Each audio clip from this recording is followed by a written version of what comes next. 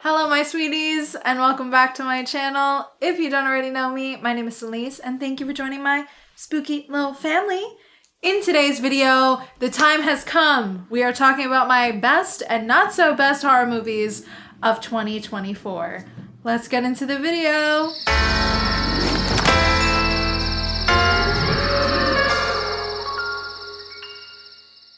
Wow. Happy New Year! Woo! Another one down, baby. What's going on, Spooky? That's crazy. Hi.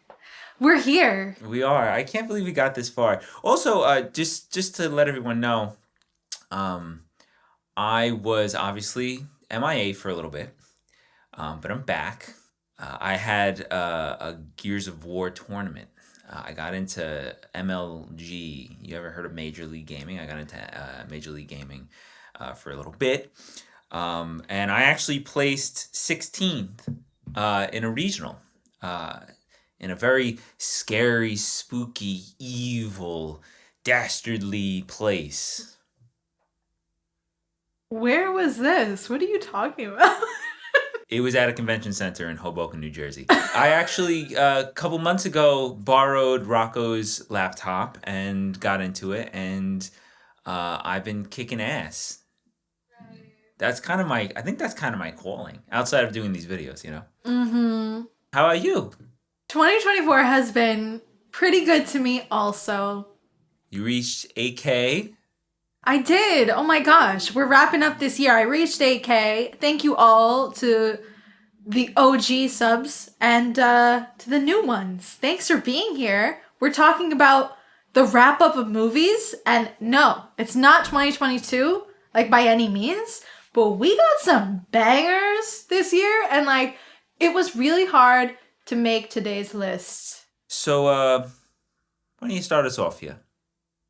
Okay, so before we get into my best of 2024, I have an honorable mention that came out this year, and it came out on YouTube, and this is a 1 hour long film called Milk and Cereal, directed by Curry Barker.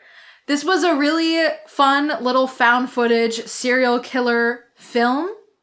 I am not going to give the synopsis. I think you guys should just check it out. Go in blind. It really was worth all the hype this year. It kind of went semi-viral on TikTok, and there was an article on Bloody Disgusting about it. You should check it out. Go support them. They're doing good things. Can't wait to see more from that team over there. They totally get the genre. Thoughts? You loved it too, right? It was good. So now we can dive right into number 10. At number 10, we have a film that was one I've been talking heavily about this year. We have The First Omen, directed by xoxo Stevenson. So The First Omen, loved it. I have to give a little shout out. I was invited to an advanced screening, and I had such a great time. You know, I knew you really liked that one. I was surprised that you put that one at 10. There must be some real bangers on this list. Yeah, it kind of hurt my soul a little bit to put it at 10. But there has been some really great films this year that have personally spoke to me.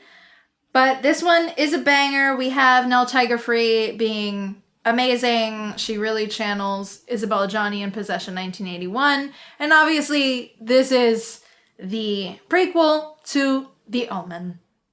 If you like The Omen, if you haven't seen this because you think it's not going to be good, you should. You should watch it ASAP. It's actually great. And xoxo Stevenson, this is her directorial debut. I mean, incredible. That was crazy. Incredible work. Camera work, phenomenal. Scares, great job. I have no notes. If you want to know more of my thoughts, I did a full review of The First Omen, and you can go check that out. It's so funny because before we get on to the rest of this, even with a couple movies that we didn't include on this list, you're going to hear Spooky say channeled Isabella Johnny, or in one of the movies on this list, attempted to channel Isabella Johnny in Possession a lot. The girlies were living this year. They were. There was a lot of Possession references going on this year in movies, and I thought The First Omen probably did it the best. That's so true. That is very true. There was another movie that's not on today's list that an actress did indeed channel Isabella Johnny. And she did great. Now, if the movie did great, you'll just have to wait for the review. That part we can't give away yet. We'll talk about that later. Okay, and now moving on to number 9, we have one that I was dying for. We were all waiting and super, super excited, and Christmas came early. We have Terrifier 3, directed by none other than the king himself, Damien Leone. I love this movie. I have no notes. I did a whole review of Terrifier 3. I did a bimbo Santa Art the Clown, and it was a hit. It was amazing. I got to take a picture with him and we were in our outfits and we were super see you next Tuesday and loved it. I think Terrifier 3 does a lot for the Terrifier series. It brings a lot of lore. No notes. The gore, obviously great. I mean, he's the king of that. So I don't know. I have no other thoughts. Incredible work from everyone. I can't wait to see how it wraps up. Can't believe that it is allegedly going to be the end in Terrifier 4. I feel like we have so much that we still don't know. Terrifier 3 really shows a technical jump for Damien. He still keeps his signature low budget style, but it just feels stepped up in all regards, and I really enjoyed this one. Yeah, it was a great time. I rewatched it the other day for Christmas. Still holds up. What a fun movie. Are you kidding me? I don't even know. When it's time to do my ranking of the Terrifier movies, I'm going to be struggling, girl. Struggling. I've loved all of them. Okay, and now at number 8, we have a film that I also was writing super hard for. We have Smile 2, directed by Parker Finn. I also was invited to an advanced screening of this one. Truly was my year this year. I am so honored I was invited to 2 screenings. Okay, yes. Yes, screenings. We love that for me. And also, I'm so happy that not only was I invited, but that the movie was good. Sometimes you're invited and the movie is like, oh, what to say? But Smile 2 pleasantly surprised me. If you've been around on the channel and you've been watching consistently, you know that I was kind of one of the first people that was like, I don't really think we need a Smile 2. I loved the first Smile. I think it's a great standalone horror film. And I was really scared. I was scared of the pop star aspect. I was like, we're getting so big. It's easy to get cartoonish now. I don't know if they're going to be able to handle this in the proper way. Parker Finn completely proved me wrong. The scares are bigger. They are scarier. The performances are incredible. Naomi Scott carries this whole movie on her back. And obviously we have Kyle Gallner again, and he slays. He is incredible as well. He's never not incredible. We're going to be talking about him a lot today in this video. He ate. I have no notes. And it really was just a really good horror film about parasocial relationships. If you want to know more of my thoughts, I also did a full review of this film, and you can check that out. But it was hard. It was hard. There were so many bangers. Putting this at 8 is kind of hurts my soul. But just keep in mind, this is still a top 10. So 8 is a great placement. So what do you got on number 7? The hell could you follow up with Smile 2 with? This was hard. I was flipping these 2 back and forth. But at number 7, we have The Coffee Table, directed by xoxo. The Coffee Table, yeah. I have been riding so hard for this. This one was fucked up. I like this one. This was one of the most disturbing films of this year. It is a Spanish horror film, and I'm so happy that this movie finally came to us, because this movie technically came out in 2022, was doing the festival run, and we didn't get it till this year. What a picture. What a picture. What a picture. What a moving picture. Hey, you hear one of these talkies that's out now? The Coffee Table really nails the sense of dread, and it might be my favorite sense of dread this year. It really was so good at just nailing that. It was depressing. It was anxiety-inducing. And the best part of it is that while it is a disturbing film, the most disturbing part happens off screen. And somehow it's still so effective So just masterful filmmaking all around. I'm very excited to watch more from Kate Casas. And I loved all the actors as well. I've been talking about this movie so much. It was in my last video for Underrated of this year. You need to check out The Coffee Table. Really good one. It raised a very important question. What happened if you bought an IKEA table? Oh my God, stop talking. Okay, and now at number 6, this was really, really hard. Because I was flip-flopping this one around too. At number 6, we have a French horror film called Mads, directed by David Moreau. Listen. This one was Lori gas. Pavi was channeling her Isabella Gianni. I know that French woman knows all about Isabella Gianni, okay? What an amazing performance. This movie technically is really amazing. It's all shot in one take, and it's done so well. It looks great. This is also one of those like anxiety-inducing from start to finish. It really feels like a ride. And it's so interesting because the movie starts with one of our characters driving in a car, and the whole movie feels like that. It feels like you are driving super fast in a car. Yes. And like you're gonna crash at any minute. It deserves a lot of attention. You can watch it right now on Shudder. It was a Shudder release.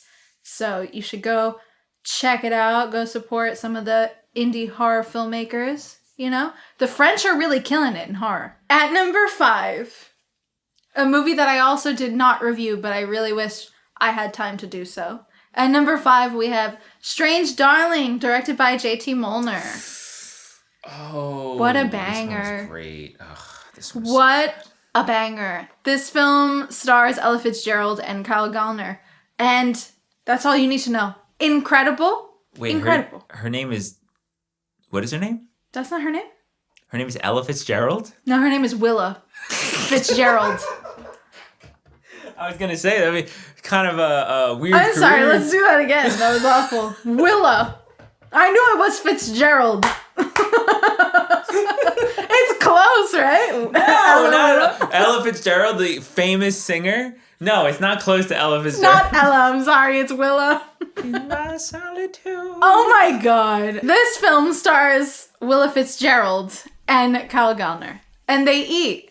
They're amazing. This was really a pleasant surprise this year. I know some of my friends got to see this film last year at Fantastic Fest, and I was eager to see this movie. I'm so happy that we finally got it this year. I'm really happy I got to go see it in the theater and support this movie. The cinematography is done by actor Giovanni Ribisi. I am a big fan of him, and that cinematography work is masterful, babe. Oh, wait. I forgot he was involved. He's so good. He's so good. Like, the man is a very talented actor, and he can use the camera like that. That's crazy. What was he in? He was in Sneaky Pete. Sneaky Pete. Yeah. He's great in that. Strange Darling was great. It's one of those ones that utilizes like nonlinear storytelling so effortlessly. It doesn't feel contrived at any point. Like, it reveals certain aspects of the story to play on your expectations really well with the nonlinear style. It does. I can't speak a lot on Strange Darling because this movie is full of twists and turns, and it is a movie that you just have to see. The more I talk about it, the more it's easy to spoil, so I don't want to do that. This is the movie that I was like, this is how you choke a girl out. Like, that's it. Like, take notes. Mr. Gallner, choke me out. Choke us all out. I think we all need it. Well, some of us, can't be choked out, but, whatever. Wow. Not very inclusive here. Oh, I'm so sorry. It's fine, whatever. It's a lot of microaggressions in the studio. All right, so how do we get any better from this? What's our next one? Number 4 we're at, right? What are we doing for number 4? At number 4, we have a film that pleasantly surprised me. We have Exuma, directed by Jang Jae-hyun. Oh my God. I love this movie. Been riding real hard for it too. This film went straight to Shudder, which is a travesty. This film stars one of my favorite actors ever, Choi Min-sik, who you would know from Oldboy and... That's gang. That's gang right there. Choi Min-sik is an incredible actor, and he truly shows that he has not lost any of that talent. He just gets better and better. What a great movie. The cast is all great. I really believe that they're all going through this. The scares are so good as well. And I've talked this movie to death, but it was so interesting to learn all of this like Korean folklore that I had never known about. And it was just, I loved it. I'm not going to give anything away, but there's a scene where they move a casket to it's like a church or a hospital or something. Oh, yeah. Woo! That was like one of the scariest scenes of the year, It's opinion. Incredible. Oh, it's was incredible. A banger. Oh, so good. If you haven't seen Exuma, it's brilliant. Also, the writing is gorgeous. There's some really beautiful, like, kind of romantic writing going on, especially in a monologue that Choi Min-sik has later in the film. And it's a really powerful monologue that means a lot within the story and what's going on. And I loved it. He almost made me cry. Powerful. Love it. Great movie. What a picture. Oh my God. So at number 3, we have Humanist Vampire Seeking Consenting Suicidal Person, directed by Ariane Louise Sace. This was one of my favorites of the year too. Even just for the one scene. Oh yeah. This is a beautiful movie. This is phenomenal. I have no notes. I'm very excited to see this director do more stuff. And once again, the French, they know how to do horror. What can I say? Amazing. Very romantic, beautiful little movie. A nice coming of age movie. I felt like this movie was made for me. There's a specific scene in it with a song, record player scene. You'll know. I don't want to spoil it, but it just so happened that it was one of my favorite songs. And I was like, this is for me. Yeah, that would be like if they made a really romantic horror movie and in one scene, one of the characters sings "Ay Ay Ay" by the Yin Yang Twins to another character. Like that would be for me, like, you know. We can't talk about this anymore. Anyways, so this film, a great time. I think you all need to see it. It was also in my last video for Underrated of the Year. Not enough people are talking about this movie. It didn't get a wide release, which is a travesty, but you can rent it right now on Amazon. That's what I did. You definitely should. It's so worth your time. I don't know if anyone's going to be surprised by this, but maybe they will, because this is a film I also did not get to do a full review of this year because I watched this movie very, very late. I didn't watch it when it came out. It also had a limited release in the theater, so it's really, really sad. At number 2, we have I Saw the TV Glow, directed by Jane Schoenbrunn. I'm obsessed with this movie. This was a movie that had me, like, almost at the verge of tears. Like, I went to bed just feeling really heavy, and it spoke a lot to me. I think it speaks a lot to a lot of queer people, but I don't think you have to be a queer person for this film to speak to you. This film is talking about a lot of things. It's talking about feeling comfort within, like, media. There's a lot of things it's speaking on. Yeah, it's one of those movies that the message is obviously, like, pretty clearly about being queer, but I feel like it's also universal, you know, just like feeling like scared to grow up, falling into nostalgia, to run away from your fears, feeling like you didn't accomplish what you wanted to accomplish and you don't know where your life's headed. Like, that's pretty universal, even without the queer subtext or not even subtext. So I feel like if you couldn't relate to this movie in some way, maybe you gotta just look within a little bit. Maybe it's time to look within, because maybe go really go on a soul search. Or, like, were you just happy your whole life? Like, I genuinely don't understand. I wish I lived your life. Shit. You know what? Actually, no. I'm happy for you if you couldn't relate to this one. What a life you must have had then, I guess. Like, I don't know. I can't relate. It's funny. I went into this one really skeptical, right? For a handful of reasons, but mainly because I'm over the 80s, 90s, and now Y2K nostalgia. I find it corny. So when I saw the initial like stills and stuff from it, I was like, ugh, it's another one of those like I only am gonna feel something because of nostalgia kind of thing. But this movie is so much more than that, and I think it's the only film I've seen in the last couple of years that has actually utilized the like nostalgic aesthetic or whatever and actually serves the story. This would have been my number one had another movie not come out this year. Actually, same. This was really hard because this movie felt very personal. Like not only to the director, the actors also, and to me. This just felt like so personal. I was skeptical also with this movie because as much as I love Jane Schoenbrunn, I struggled to relate to We're All Going to the World's Fair. That one didn't really do much for me. I didn't really understand it, but I'm really happy that they finally did. I saw the TV Glow. What a great movie. Justice Smith, Bridget Lundy Payne, incredible work. I can't wait to watch this movie again. But it is a movie that is so much and so heavy that I can't watch this all the time. All right, so look, I think our number one might be the same number one here. So, oh my god, what's your number one, Spooky? Oh my god, best movie of 2024, in your opinion, and by extension, my opinion, because I am paid to agree with you. At number one, you know you've got to pump it up. It's The Substance. It's Coralie Farjah's The Substance, starring one of my favorite actresses, Margot Qualley, and Queen returning, Demi Moore. And what a return that was. Incredible. I'm still sad we didn't get Ray Liotta in this movie. It's fine. Dennis Quaid, he did fine. But like, do you know the level of intensity that Ray would have brought to this? This film is a fucking banger. It is.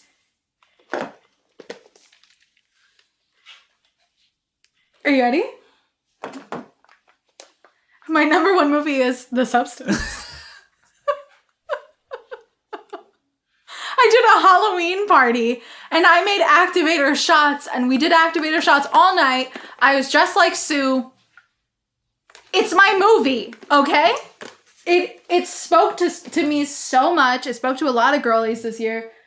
The Substance was the movie of the year. This was my favorite Halloween because I have not been so passionate about a movie until The Substance. Like, I have been passionate about a lot of movies here on this whole YouTube journey, but The Substance really was like a movie I couldn't stop thinking about. I'm still thinking about it. I think about it at least once a day.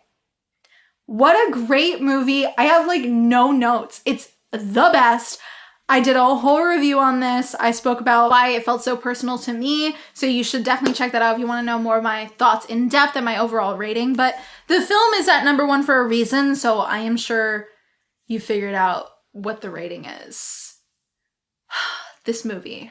Now this, what a picture. What a picture. And directed by a woman.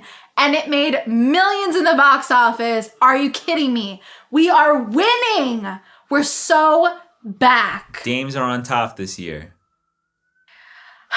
Now that we talked about The Substance, and that was really, really exciting, we are going to be talking Let's get to the about trash.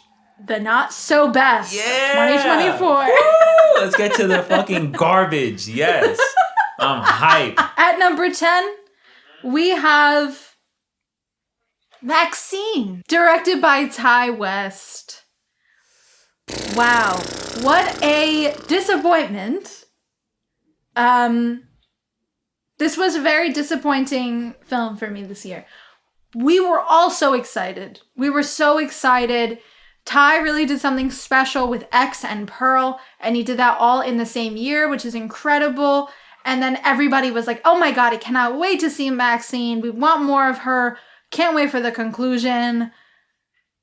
And it goes to show that I think he did a little bit too much too fast. This was not it. And as a Giallo lover, I'm very disappointed in this movie. I'm disappointed in the fact that we didn't go all the way Giallo. Could have had it all. Why not? You could have did something so special here, and instead we kind of half-assed the Jalo. It doesn't work. It doesn't work. It's unfortunate. Maxine feels very, very underdeveloped. The final act of this movie is a hot mess. It is a hot mess. At the beginning, you're like, okay, this is cool. This is going places. By the second act, you're like, I hope we go somewhere. And then the third act is just like, here is all this stuff. Yeah, this one was a mess. This was a mess. I have really no other thoughts. I speak more in depth in my review of why it just fell flat. Performances are great. No problem there. But just didn't really work. It's unfortunate. Yeah. I don't want to talk about this movie. Don't even get me started about Maxine. Well, what's that number 9? At number 9, we have one that was also really disappointing for me. We have Stop Motion, directed by Robert Morgan. Now, this film went straight to Shudder. Cornelius fell asleep, so they have no thoughts. I was gonna say I don't remember anything about this movie. I didn't even remember. I was looking at this on the list. And I'm like, stop motion. What? Yeah, stop motion. I thought it was gonna be great. I thought this was gonna be for like the weird girls. Kind of like a May vibe. Yeah, it was looking like it was gonna be kind of like May. And you guys know since the beginning of my channel, May is one of my favorite movies of all time. This unfortunately is not that. I needed it to be more weird. What is up with that? Can we go full weird?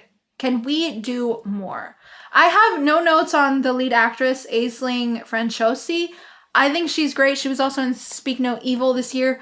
She's a great actress. I love seeing her in anything. I think she's very, very committed.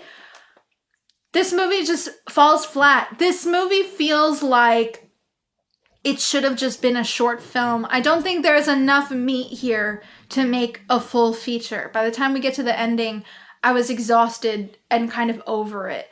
And I'm really sad about that because I wanted to love this movie. It's about this stop motion artist. We never really see movies about that, but unfortunately it didn't check all the boxes for me. And I have no further comments because I don't remember any of this stuff else. So moving on. What about what number are we on? Number 8. What about number 8? Now at number 8, we have a film that I really appreciate the effort. We have In a Violent Nature, directed by Chris Nash. I wanted to love this movie. What a cool idea. No one's ever done this before. We're seeing everything from the killer's point of view. And it's shot really interesting. I love it. I love how it kind of feels like a video game. But the movie tonally was very strange. It doesn't really work for me. I'm not sure if it's supposed to be like comedic. I don't know. It doesn't work for me. And there was a lot of moments that were just kind of boring. Like, yeah, I get it. He was trying to get all his steps in for the day. I felt like I was watching Dead by Daylight Let's Play.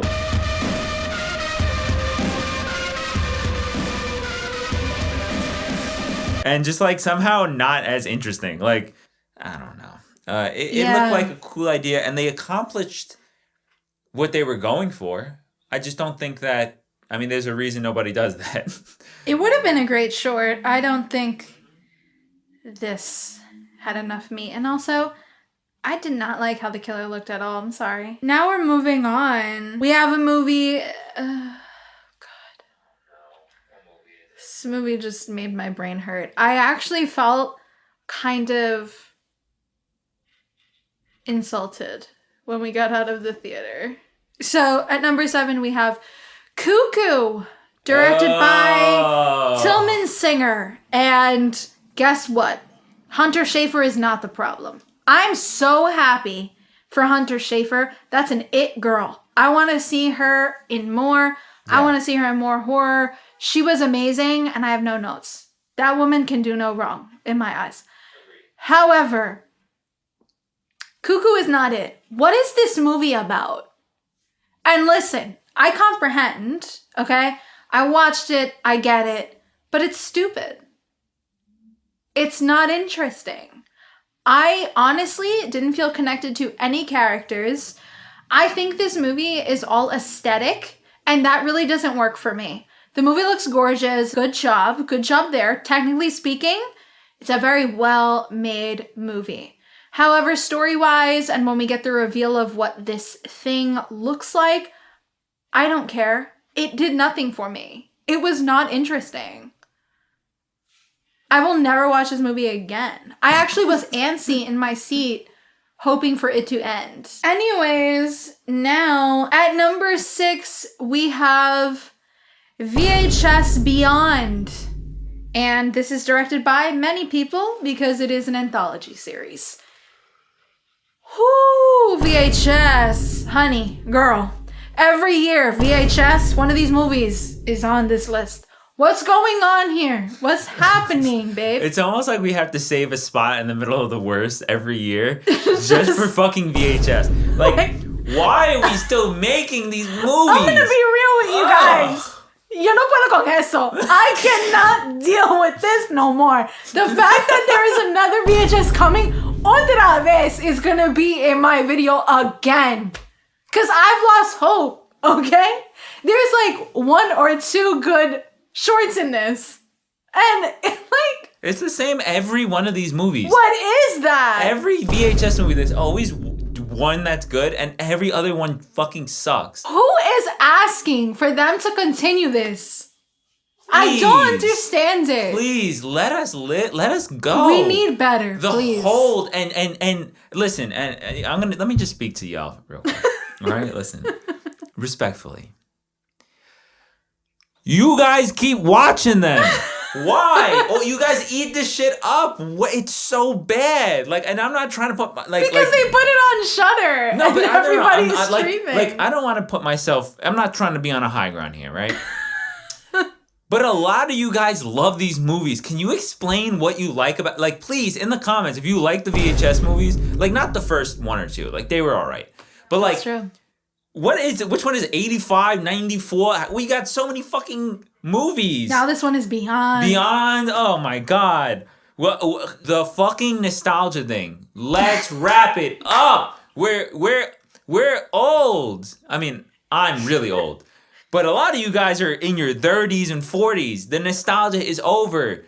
Some of y'all have kids and a mortgage. The nostalgia's over, bro. Okay. There's a lot of F-bombs and you're doing a lot right now. Let's calm down. Sorry. We're only in number 6. Whatever. VHS Beyond, I was not impressed. I can barely think of the segments I liked. I liked Goddess, I think it was called. And I liked Justin Long's segment. I forgot what it was called. But it was basically kind of like Tusk, so... Okay, so anyways, it's not working, okay? And the wraparound for VHS Beyond... The what? Not good. The wraparound. Why are you looking at me like that? Never mind. Continue. The wraparound segment? Like, you don't understand what I'm saying? Now how it starts at, like... What is happening? And this is why I've been doing videos without you. Let me know when you're done. Sorry, keep going. Anyways, at number 5, girl, I'm tired. Girl. At number 5, we have Apartment 7A, directed by Natalie Erica James. This film stars Julia Gardner.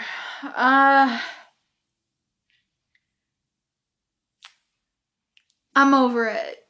I don't think that we need this. I'm going to be honest with you guys. I hope this is the end of people trying to bring back Rosemary's Baby, remake, do this, do that. Stop. But it's done. We can move on. I understand how important Rosemary's Baby is. It's my favorite horror film. I don't need this. Who honestly needed this story? Now, I understand there are some interesting aspects in this story, but listen, the horrors are the unknown.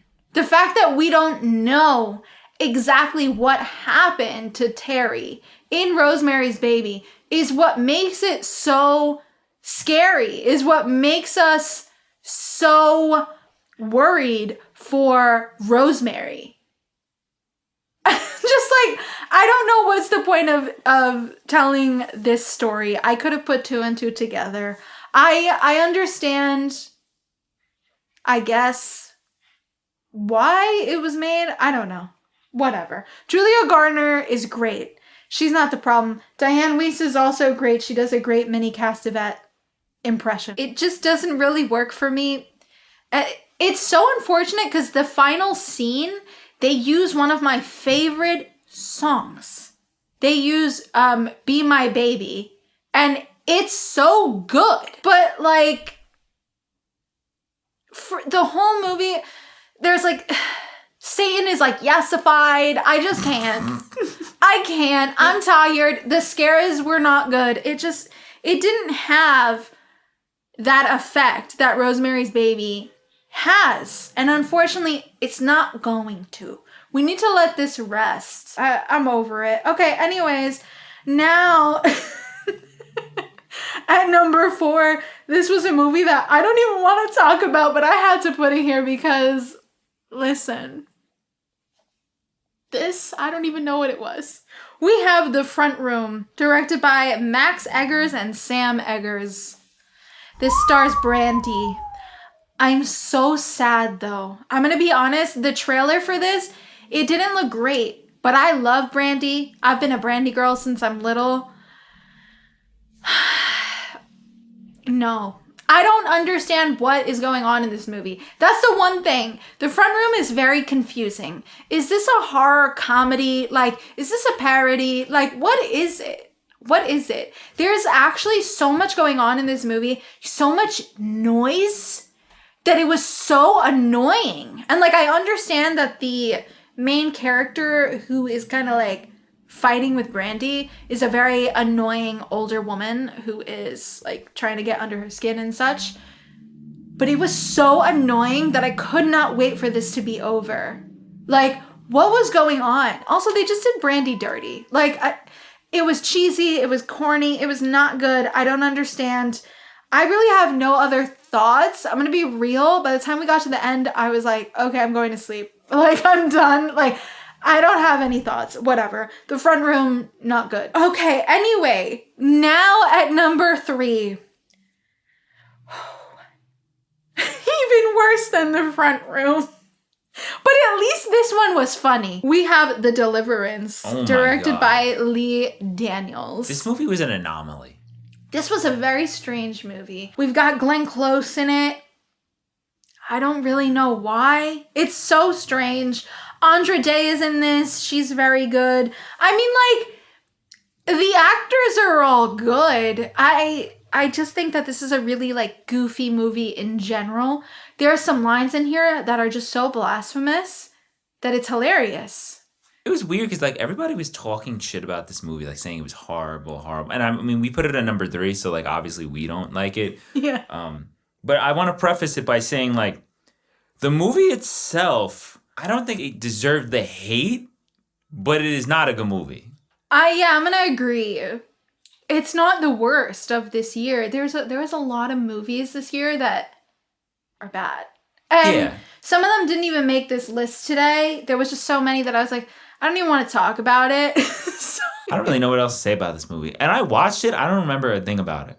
I have no notes. Let's move on. At number 2, we have a movie that I am actually glad we're talking about this one today. I didn't do a solo review for this because I'm really picky with what I do solo reviews on, and now if I just feel like I have not too much to say, I don't care to do a review. Now, this is a movie that I felt just like that.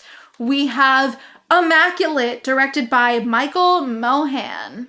Immaculate is one of those movies that this was so hyped up. I'm talking about they were going so in, the marketing, everything, everybody. Like, I remember this video. It might have been from Letterboxd. I don't know, but it was all over Instagram. And it was the 4 movies that inspired Immaculate. And it was Rosemary's Baby, Possession from 1981, and like 2 other movies. But once I saw Rosemary's Baby and Possession 1981, I was like, be girl, so real with listen. Sydney Sweeney is the lead. I know nothing great is happening in this movie. Oh my God. I'm sorry. I've never been impressed by a performance of her in my life. Like, I'm sorry. You're just like, you're trying to get the weird girlies in the seats. Okay? Like Rosemary's Baby and Possession 1981. This is insulting. It is. It is. Because I didn't see the marketing for the first Omen being like, you know what? Inspired Nell Tiger Free? Possession 1981 in this one scene. Like, they weren't doing all that. Because they don't got to say it. They don't need to say that. I went there and I literally was like applauding that because I'm like, that's how you do it. Immaculate is a very basic modern nunsploitation that does not work. Unfortunately, I'm sorry. I love nunsploitation. I had a nunsploitation themed birthday party this year. Okay? Love it. This is bad. This is why no one is doing nunsploitation these days. You can't do it. The 70s vibe, the horniness, the aesthetic, you guys don't have it. Leave it to people who do, okay? This was not it. I was not impressed. I know everybody was talking up the ending with the baby and Horrid. Sydney Sweeney and like screaming and she was Terrible. screaming for so long. Okay. I'm sorry. Listen, I've watched many movies. I've watched a lot of weird 70s movies. I'm not shocked by that ending in this movie. Like everyone's acting like we've never seen this. I don't think it's subversive. I think it's stupid. I think it's just corny. It's hack shit. That's what it is. It is. And also, I'm sorry, but the ending for this, it felt like they wanted it to be shocking. Yes. It didn't feel like it came from a genuine, authentic place at all. And the whole time the movie was basic, the story was basic, the twist was laughable.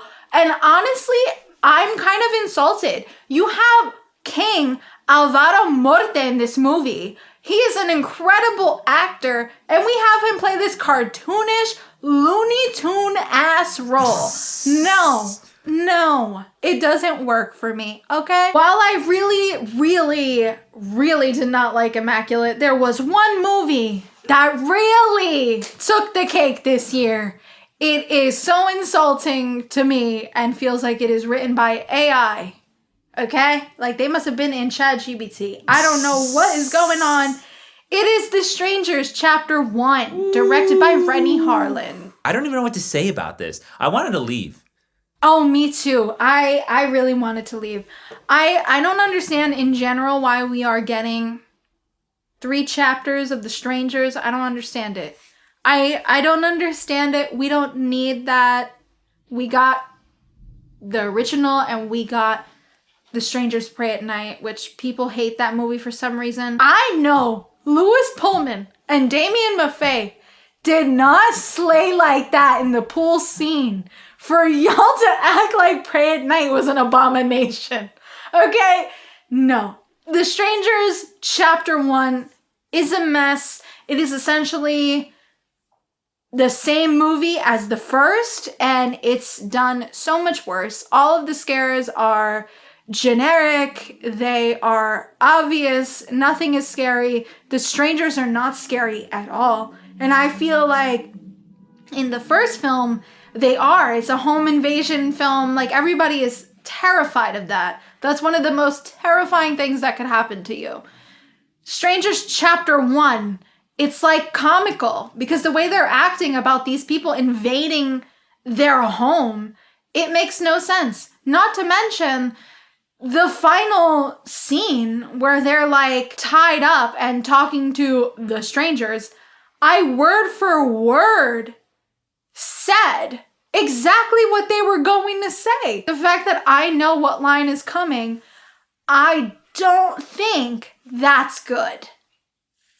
Not to mention, as much as I really like Madeleine Petsch, and I did a whole review of The Strangers Chapter 1 if you want to go check that out.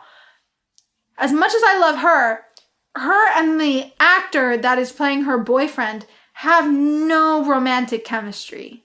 Like, they clearly have chemistry as friends, and they look like they really do like each other in real life. There's no romantic chemistry whatsoever. They had more chemistry in the interview than they did in the film. They did. And I'm sorry. I know Madeline Petch has been doing a lot of work and like produced this movie and all of that, and more power to her. Like, congrats. Like, that is a big win. But the movie itself, no. And honestly, I'm disappointed. Rennie Harlan has done movies that are good, so I'm not really sure what's going on here. That's my thoughts. Oh, yeah. Solid list, Spooky. Solid list. Well, we did it. There were a lot of movies that didn't make today's list, and it was really, really hard to narrow down. I reviewed a great amount of most of the movies that didn't make the list today. So if you didn't see it and you want to know my thoughts, I'm sure there's a review of it. Other than that, that's all I have to say. Go see The Substance. And thank you guys for another year. Yes, thank you so much for sticking by and watching my videos and being so supportive. I love getting to review movies for you. I'm always excited being at the movie theater. I have been at the movie theater, I think, way more this year than any other year. Definitely. And that makes me very happy. What an amazing time. And thank you so much for 8K. Can't wait for the new year. Woo! Love this for us. Can't wait for the horror films in 2025. Oh my God. Let's hope we get some bangers. Y'all can't see what I'm doing, right? Love you. We gotta do the half heart face thing. Yeah. All right, you guys, that is it for today's video. Thank you so much for watching. Don't forget to like and subscribe, as it really helps me a lot. And be sure to click that little notification bell to be up to date every single time I upload. And let me know in the comments what were your top 10 and what were some of your not so best top 10. I'd love to talk about it. Thanks so much for watching, and I will see you guys in the next one. Bye.